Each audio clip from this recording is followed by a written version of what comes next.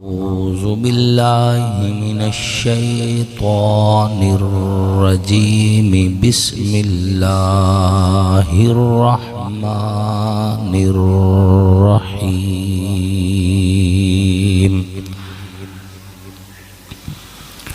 محمد رسول الله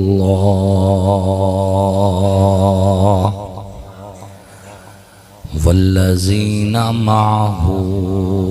أشداء على الكفار رحماء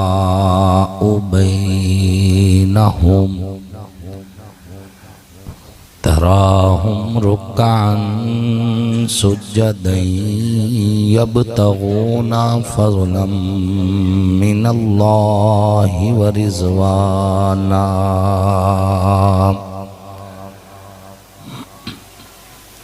وقال النبي صلى الله عليه وسلم: أنا خاتم النبي لا نبي بعدي. صدق الله وصدق رسوله النبي الكريم، ونحن على ذلك لمن الشاهدين والشاكرين، والحمد لله رب العالمين.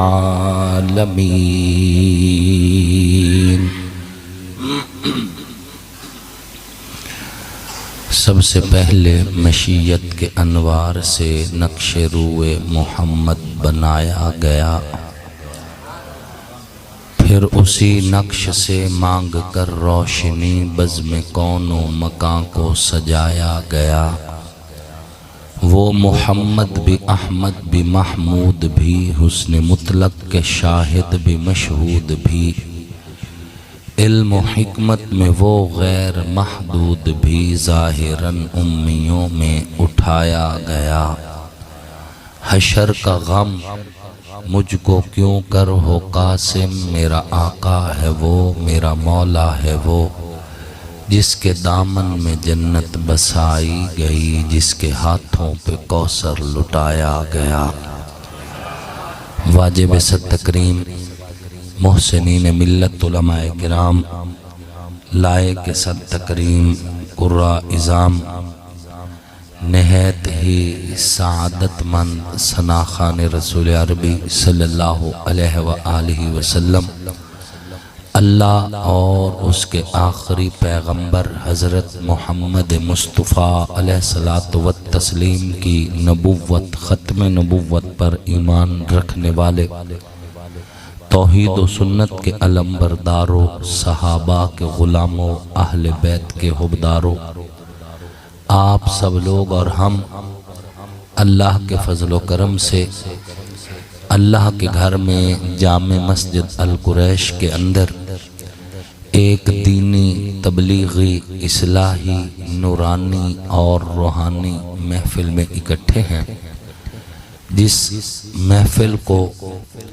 حضور سیدی و مرشدی حضرت محمد مصطفیٰ علیہ الصلوۃ والتسلیم کی سیرت طیبہ کے حوالے سے منعقد کیا گیا ہے،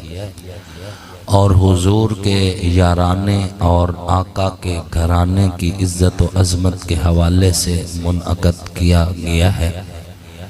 میں تہ دل سے شکریہ ادا کرتا ہوں اس مسجد کی انتظامیہ کا اور تمام بانیان محفل کا، خصوصاً محترم قاری عجب خان فاروقی صاحب کا، اسی طرح عدیل اکرم حمدانی صاحب کا، اور بھائی محمد صدیق صاحب کا، محمد ریاض صاحب کا، اور ڈھیری حسن آباد کے جتنے بھی نوجوان ہیں جنہوں نے اس عظیم محفل کے لیے کوشش کی. آپ سب کا بھی کہ آپ لوگوں کی پرخلوص دعوت کے نتیجہ میں آج اللہ کے گھر میں دین کی نسبت سے آپ سے ملاقات کا شرف حاصل ہو رہا ہے. اللہ رب العزت ہمارے بھائی محترم مولانا عمران ہزاروی صاحب کو بھی جزائے خیر نصیب فرمائے کہ جو سبب بنے ہیں یہاں تک پہنچنے کے لیے، اللہ رب العزت اس حاضری کو آپ کے لیے، میرے لیے دنیا آخرت کے اعتبار سے نفع بخش بنائے اور حضور کی رضا حاصل کرنے کا ذریعہ بنائے۔ سامعین محترم، یہ کائنات اندھیروں میں ڈوبی ہوئی تھی، ہر طرف اندھیروں کا راج تھا، ظلم میں جکڑا سماج تھا، نفرتوں کا رواج تھا، نفرتیں عام تھیں، کدورتیں عام تھیں، ظلم کا اندھیرا، ستم کا اندھیرا، فحاشی کا اندھیرا، عریانی کا اندھیرا، بے حیائی کا اندھیرا، شرک کا اندھیرا۔ سچے رب کو چھوڑ کر لوگ قبروں کی پوجا کرتے تھے، شجروں کی پوجا کرتے تھے، حجروں کی پوجا کرتے تھے، باہر بے کراں کو سجدہ کرتے تھے تو اپنے جیسے انسانوں کی عبادت کرتے تھے۔ اللہ سے لوگ دور تھے، نہ ماؤں کو عزت تھی، نہ بہنوں کے لیے آنچل تھے، نہ بیٹی کے لیے زندگی تھی۔ جس گھر میں بیٹی پیدا ہوتی صف ماتم بچھ جاتی، باپ کو اس وقت تک سکون کی نیند نہ آتی جب سگا باپ سگی بیٹی کو، زندہ سلامت بیٹی کو اپنے بے رحم ہاتھوں سے قبر کھود کر زندہ اس میں پھینک کر اوپر مٹی ڈال دیتا۔ اس بچی کی سسکیاں اور آہیں زمین سے عرش بری کی طرف پرواز کرتی اور کائنات کا رب آواز دیتا، بِأَيِّ ذَنبٍ قُتِلَتْ، جرم کیا ہے جس کی پاداش میں یہ معصوم سی ننھی جان زندہ قبر کے حوالے کر دی گئی۔ اللہ کا وہ گھر جس نے پوری دنیا میں بکھرے مسلمانوں کے سجدوں کا مرکز بننا تھا، اس میں 1 2 3 نہیں 360 بت رکھے ہوئے تھے۔ آپ کے آنے سے پہلے کا منظر بیان کر رہا ہوں۔ آقا تشریف نہ لائے تھے، اندھیرے تھے، آقا تشریف نہ لائے تھے، نفرت تھی، آقا تشریف نہ لائے تھے، سود تھا، آقا تشریف نہ لائے تھے، بے حیائی تھی، آقا تشریف نہ لائے تھے، جوا تھا، آقا تشریف نہ لائے تھے، شراب رگ رگ میں تھی، آقا تشریف نہ لائے تھے، لوگ ننگے بدن کعبہ کا طواف کیا کرتے تھے۔ ایسے عالم کے اندر جب ہر طرف اندھیروں کا راج تھا، اللہ نے کرم کیا، فضل کیا، احسان کیا، اور اپنے کرم اور فضل اور احسان کے صدقے ربیع الاول کے مہینہ میں سوموار کے دن بنو ہاشم کے قبیلہ میں عبد المطلب کے خاندان میں جناب عبداللہ کے گھر میں سیدہ آمنہ کی گود میں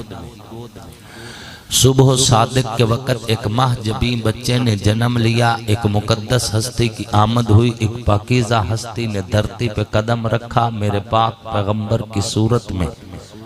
نبیوں کے امام، رسولوں کے سالار، پیغمبروں کے سلطان، سید الاولین سید الآخرین، امام الانبیاء، خاتم المعصومین،